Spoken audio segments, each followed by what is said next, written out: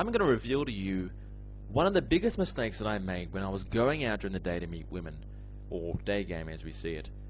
If somebody were to take me back around 5 years ago and tell me there's one technique, it would shave around about a year off my learning curve. It would save me a year of trial and error if somebody told me this one tactic. And you see, 5 years ago, I didn't have a coach or mentor. In fact, I had nobody. I would actually go out during the day by myself. I had friends, of course, but none of them would actually join me because they were too scared of approaching women, especially during the day. So I would go out and learn one of the hardest skills you can possibly learn, and what's to make it worse is I was learning it by myself. But I realized one thing, and that is you should always have a coach. Always. This is one of the hardest skills you can learn, but the payoff is absolutely enormous. But if you have a coach to guide you in the right direction, then you'll move a lot faster. Because if you think about all the major thought leaders or the major sports stars of our time, like, for example, Tiger Woods, who's been named one of the greatest golfers of all time, one thing that he has in common to Michael Jordan, to some of the other massive sports stars out there, is they all have coaches. They want to master their art, they want to perfect their craft, then they always need to be better. I would like to talk to you quickly about a book that I read. It's by Dale Carnegie, and you've probably heard about it. It's called How to Win Friends and Influence People. And I'm a bit of a self-help junkie, so I'm always reading a book. I've always got a book in my hand or a book by the bed, and I'm always learning something. I'm always perfecting something. And one of the techniques I suppose he mentions is how to get people to like you is by being a listener. So opening up and listening to people.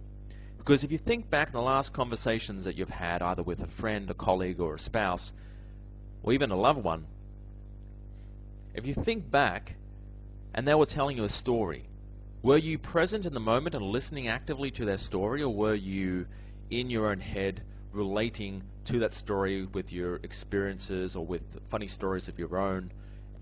And then were you waiting to jump in and tell your own story? So you find that a lot of people that listen to you or talk to you are actually not really listening to you. They're just in their own head trying to think of something better to say. And 5 years ago when I used to approach women, I used to just ask questions because I thought that was the way to get her attracted to me. Have you ever asked a girl what she ultimately finds attractive in a man? Because she'll probably give you some generic answer, something like, he's got to be funny, he's got to be confident, he's got to be witty, he's got to be a nice guy. Right? And when somebody who fits that profile exactly, like 100% exactly, he comes along and talks to her, she's actually turned off by him. She's repulsed by him. So it just goes to show that women don't really know what they want, or what they say isn't necessarily what they mean and what they find attracted to. During the day, it's all wrong. It's completely opposite, especially during the day. I found that if you do want to get a girl attracted to you, it's not really a 50-50 conversation. It's not really you asking questions and her responding and talking about herself. It's more like 80-20. So it's more like you talking 80% of the time and getting a 20% response from her, if that, if you're lucky. So to talk 80% of the time, you need to have more than a conversation starter prepared. So you need to be prepared. You need a conversation starter. You need a few stories afterwards. You need a tight structure in place to get you in the door and to put your best foot forward. Because if you think about it, you have a social circle right now. You've got friends who hang around you and like you for specific reasons. So let's say, for example, the reason they like you is you're trusting, you're charismatic, you're funny, you're confident, you're spontaneous. And the thing is, it took your friends maybe a couple of weeks or a couple of months or even years to realize that you had those traits. But that's the reason why they're drawn to you. They're attracted to you as a friend because you have those traits. And if a girl you just met in a bar or during the day knew that you had those traits, she too would be attracted to you. However, she's not going to spend a week with you. She's not going to spend a month, and she's certainly not going to spend a year trying to find out about those traits. So that's why you have to put your best foot forward in the shortest amount of time.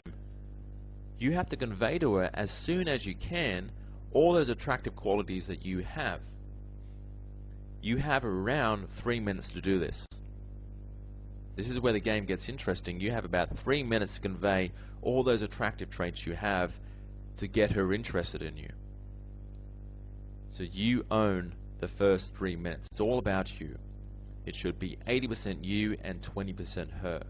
And my second bit of advice to you is to take action. Go out and take some action. It doesn't have to be massive action, just some action. So you don't have to go out there and do 5 approaches right now. Just move a step closer. Just take a baby step. It could mean going out if that's the stage you're up to. It could mean just collecting more information. It could mean subscribing to somebody's newsletter. It could mean watching some pickup videos. Take the first step. So just imagine you're on a deathbed many years from now.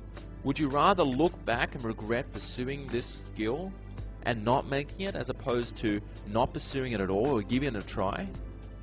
Step outside your comfort zone and give this a try. Just take the next step.